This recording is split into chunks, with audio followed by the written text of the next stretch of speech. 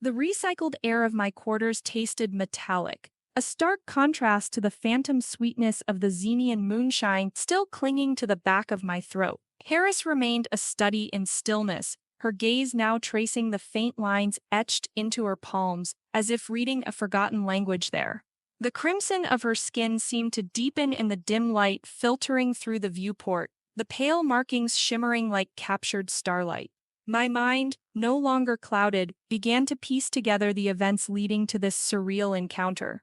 The ambush on the outer rim of the Kepler 186 system. XLN, his reptilian features contorted in fear as the Krill raiders closed in. My split-second decision to shield him, a mercenary act driven by a paycheck, now felt like a cosmic blunder. What price had I truly paid for saving that scaly opportunist? Cirrus, I ventured again, my voice softer this time, trying to bridge the chasm of fear and mistrust that separated us. Do you understand what free means? Her silver eyes flickered up to mine, a shadow of confusion clouding their depths. Free? She repeated, the word a hesitant whisper. Like the wind, the analogy struck me with unexpected force. A creature engineered for servitude, yearning for the untamed essence of the wind. Yes, I said, nodding slowly, like the wind, you can go where you want, when you want. No one owns you. A muscle twitched in her jaw, the only outward sign of the turmoil within. It was clear that this concept, so fundamental to my own understanding of existence, was utterly alien to her. Generations of engineered obedience couldn't be undone with a few simple words. The oversized fabric of the tunic I'd given her swallowed her frame, making her appear even more fragile.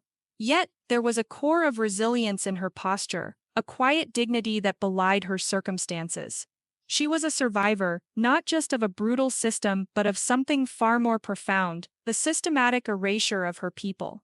My gaze drifted to the geological samples I'd collected, chunks of alien rock, each holding the silent history of distant worlds. Cirrus, in her own way, was a similar relic, a living testament to a forgotten past. The weight of that realization pressed down on me. Rest, Cirrus, I urged gently. I need to think. She didn't lie down, but her gaze returned to her hands, her slender fingers tracing the glowing patterns on her skin. I could almost feel the echoes of her past in the quiet room, the ghosts of a lost civilization whispering through the silence. Leaving her felt like abandoning a wounded creature in the wilderness, but Jax's urgency resonated in my memory. Time was a luxury we couldn't afford. Salen wouldn't wait long to reclaim his gift.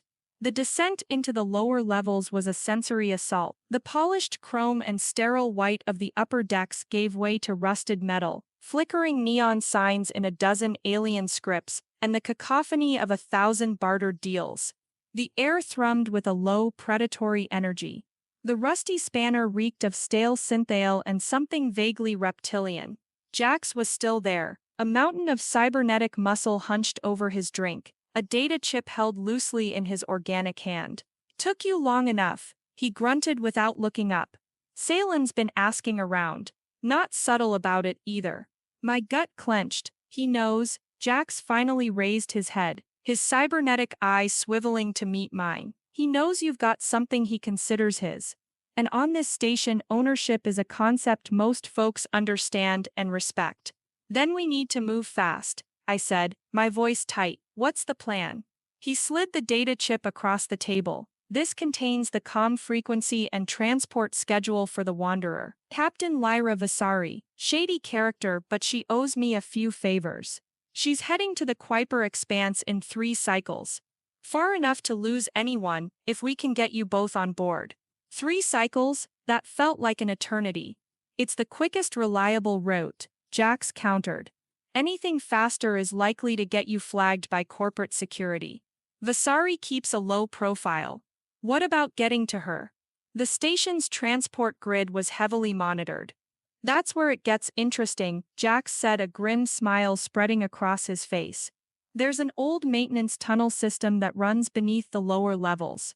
Not pretty, not safe, but it's off the official maps. I can get you the access codes. He tapped a finger against his temple. where a network of wires disappeared beneath his skin. Consider it a retirement gift from my less reputable days. And the credits? I asked. Vasari wouldn't work for free. Jax's organic eye narrowed. Vasari's rates for unscheduled passengers, especially unique ones, aren't cheap. You got deep pockets, friend. I thought of the meager savings I'd accumulated, the reason I'd taken that ill-fated mercenary job in the first place. A down payment on a battered freighter of my own. Freedom had a steep price, it seemed. I have enough, I lied, the words feeling like a lead weight in my stomach. Jax grunted, unconvinced but not pressing the issue. All right, here's the access code for Sector Gamma 7. The tunnel entrance is behind Old Man Tiber's spice stall. The one with the perpetually sneezing Groknar. You'll need to be discreet. He handed me a small, encrypted data chip. This has the tunnel schematics. It's a maze down there. Stick to the marked routes, and for the love of the void, watch out for the skitterlings. Skitterlings. Even the name sent a shiver down my spine. Bioluminescent scavengers that infested the station's underbelly, known for their ferocity and their appetite for anything organic. Understood, I said, trying to keep the apprehension out of my voice. One more thing, Jax said, his gaze suddenly serious. Zaylan won't just let this go. He has connections, influence. Once he realizes you've helped her escape, he'll be hunting you too. I figured as much, I replied, a grim determination hardening my resolve. I had made my choice. There was no turning back now. Returning to my quarters felt different. The sterile silence no longer held the same oppressive weight. There was a purpose now, a shared secret that bound Cirrus and me together. She was still sitting on the cot, her eyes closed, her breathing shallow and even. For the first time she looked peaceful, vulnerable. I knelt beside her, my hand hovering above her silver hair, not daring to touch. This wasn't about a debt paid or a contract fulfilled. This was about something more profound, a flicker of humanity in a cold and uncaring galaxy. Cirrus, I whispered, gently shaking her shoulder. We need to go. Her eyes fluttered open, a hint of confusion before recognition dawned. Go? Where? To a place where you'll be safe, I said, my voice firm but reassuring. A place where no one can hurt you. She looked at me, her silver eyes searching mine, and in their depths, I saw a fragile seed of trust beginning to sprout. It was a small thing, easily crushed, but it was enough to fuel the long and dangerous journey ahead. The maintenance tunnels were exactly as Jax had described. A claustrophobic labyrinth of rusting pipes, flickering emergency lights, and the unsettling scuttling sounds of unseen creatures. The air was thick with the smell of decay and stagnant water. Keeping Cirrus close, I navigated the treacherous pathways, the data chip with the schematics clutched tightly in my hand. She moved with a surprising agility, her bare feet silent on the grimy metal floor. Her senses seemed heightened, her head constantly swiveling, her eyes scanning the shadows. We passed discarded equipment, the skeletal remains of long-dead creatures, and strange glowing fungi that clung to the damp walls. The silence was punctuated by the drip of water and the distant hum of the station's machinery. Then we heard it, a high-pitched chittering growing closer. The emergency lights flickered, casting long distorted shadows that danced with the movement of something small and fast. Skitterlings. Their glowing eyes appeared in the darkness, dozens of them, their chitinous bodies skittering across the walls and ceiling. They were drawn to movement, to warmth. And we were both. I drew my pulse pistol, the familiar weight a small comfort in the oppressive darkness. Stay behind me, Cirrus.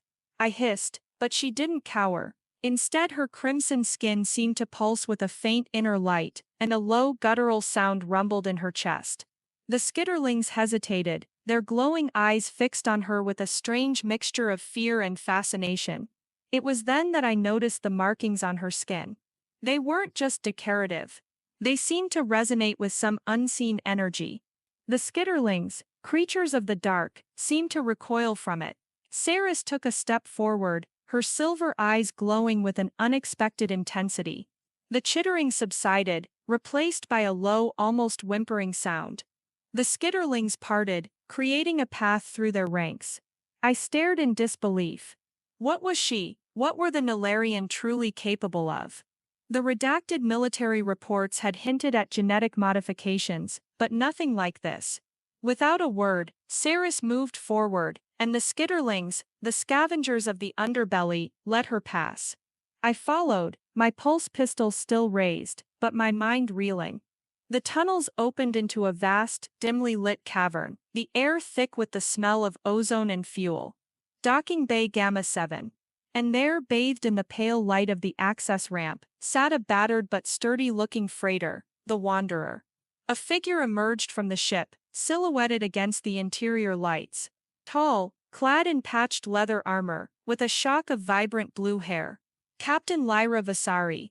Jax's gamble had paid off. Now all we had to do was reach her. But as we stepped out of the tunnel and into the open, a voice boomed from the shadows above. Well, well, well, what have we here, Zalin? He stood on a raised platform overlooking the docking bay, flanked by two heavily armed guards. His reptilian eyes, cold and calculating, were fixed on Saris. I knew you couldn't resist playing the hero, human, he hissed, his voice laced with venom. But some treasures are too valuable to let go. The game had changed. Our escape wouldn't be a quiet departure. It would be a fight, and for Saris, for her chance at freedom, I was ready to fight to the death. The fragile trust in her silver eyes was all the motivation I needed.